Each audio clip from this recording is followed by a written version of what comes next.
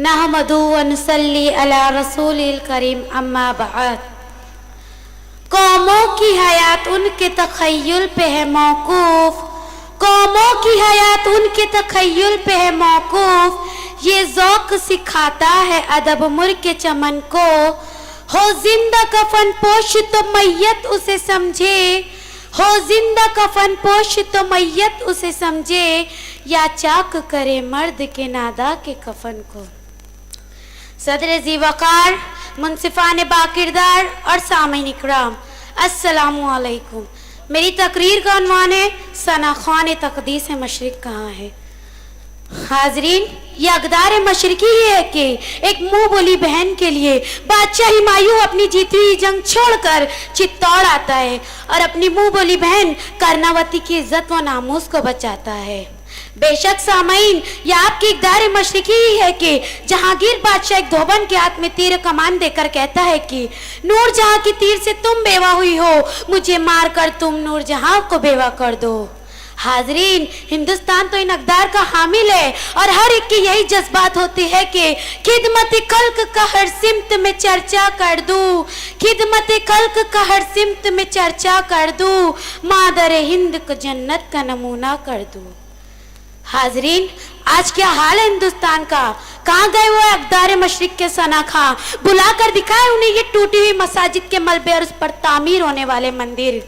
बुलाओ उन ताजमहल होटलों में पार्टियां करने वालों को और दिखाओ उन्हें मुंबई की धारावी की वो झोपड़पट्टी जहां भूखे बच्चे कोरा करकट में अपनी शिकम सहरी के असबाब तलाश कर रहे हैं और उनके हालात इज़हार कह रहे हैं कि सना ख़ान तक़दीस मशरिक़ कहाँ है, सना ख़ान तक़दीस मशरिक़ कहाँ है, जिन्हें नाज है हिंद पर वो कहाँ है।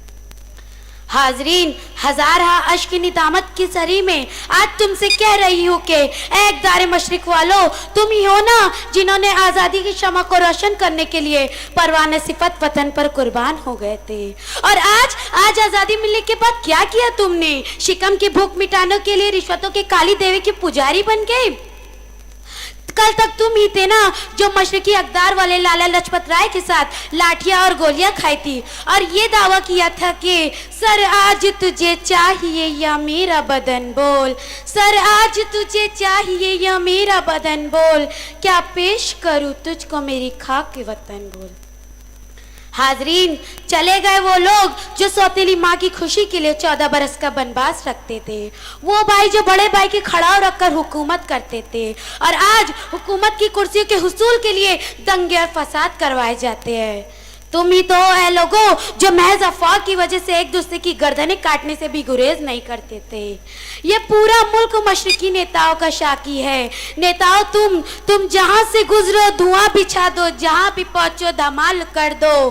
तुम्हें सियासत ने हक दिया है, हरी जमीनों को लाल कर दो। अकील भी तुम, कतील भी तुम, गवाह भी तुम, वकील भी तुम, जिसे बिचाओ हराम कह दो, जिसे बिचाओ हलाल कर दो। ए वजीरों और आला कुर्सियों के अहदेदारों, देखो तुम्हारी मुल्क की जनता को वो रिश्वतों से परेशान बाप रोता है कि कहाँ से लाऊं लाखों रुपए अपने एजुकेटेड बेटे की नौकरी के लिए।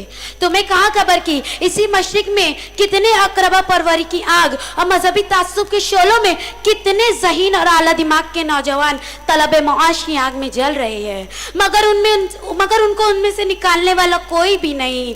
हाजरीन, सना ख़ानी तक़दीस से कह दो कि वो सना ख़ानी बंद कर दे। मेरा भारत महान नारे वाले लाखों करोड़ों रुपए चोरी करके भी कोई नेता ही बना रहता है और कोई सिर्फ 2 वक्त की रोटी के हुसूल के लिए जिस्म फरोशी पर मजबूर हो जाता है। जैसे कि एक आह सुलगते मकान की, जैसे कि एक आह सुलगते मकान की तस्वीर है ये आज के हिंदुस्तान की। ए लोगों, क्या तुम हक़े मालूमात के जरिए करप्शन पर रोक नहीं लगा सकते? क्या मोबाइल और नन्हे नन्हे कैमरों के जरिए एंटी करप्शन वालों को खबरदार नहीं किया जा सकता? बम ब्लास्ट वालों से ज्यादा नुकसानदार और खतरनाक है ये लाखों करोड़ों रुपए के घपले करने वाले वुज़रा और ऑफिसर। अरे क्यों नहीं दी जाती उनको भी वही सजाएं जो बम ब्लास्ट वालों को दी जाती है। आज भी मुल्क के हालात और मशरिकी अक़दार जिंदा किए जा सकते हैं।